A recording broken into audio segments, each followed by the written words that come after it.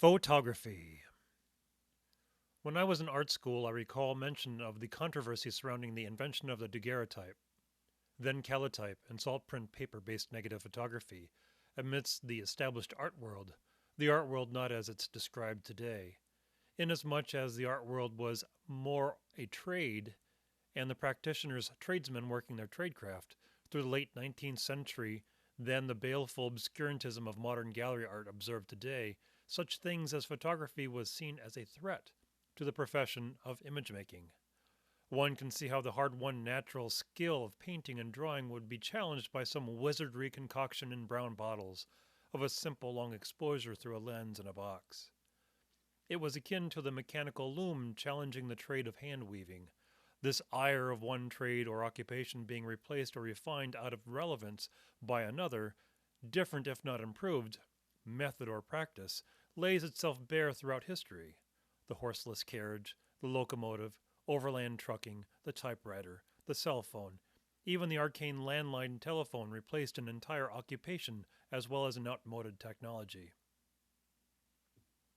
Whereas in nature, one beast is superseded by another by fits of cunning or strength, mankind's inventions play out this practice of involuntary evolution to befit the voluntary purposes of those who use them on a daily basis.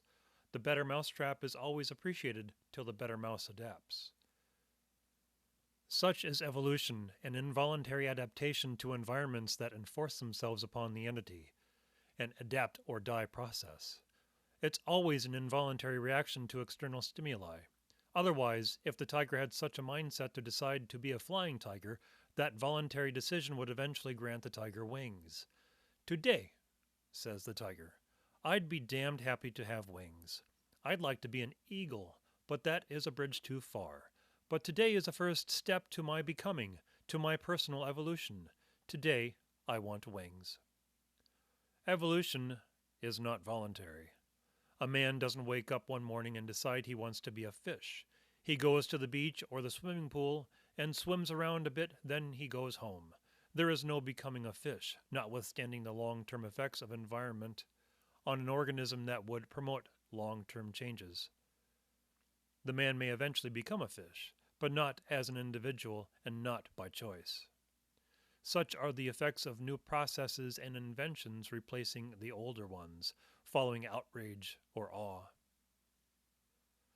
For the artists in centuries past, or artisans, or craftsmen, from the Greeks to the Northern Renaissance, through the Baroque period, the Romantic period, and the Neoclassical movement, the more real than real capacity to illustrate the world was all that mattered. Not so much to recreate reality in every exacting form, but to crawl under reality to seek its underlying framework and to lift reality beyond the world it existed in. The artwork was a culmination of specific parts to ascend reality beyond singular concretes. It was a final totality of parts, composition, style, choices of items, figures, and props. Within the image, the tonality, the lighting, colors, and expressions, whether the moment was imagined, the replay of legend, retelling of historical moments, or of biblical stories or religious moments. The clarity of style was the clarity of the image and focus, as well as the accuracy in proportions and perspective.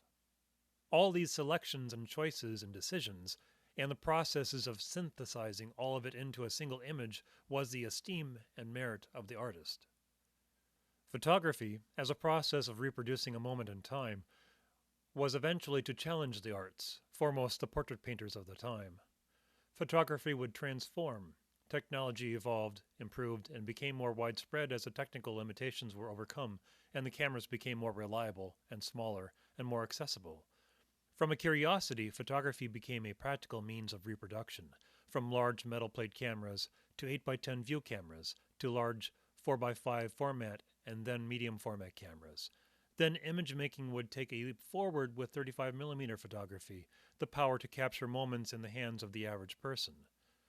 The immediacy of photography as an image capture didn't destroy art. The art world would be more than apt to do that on its own. In order to manipulate and recreate reality, one must first have a full grasp of reality.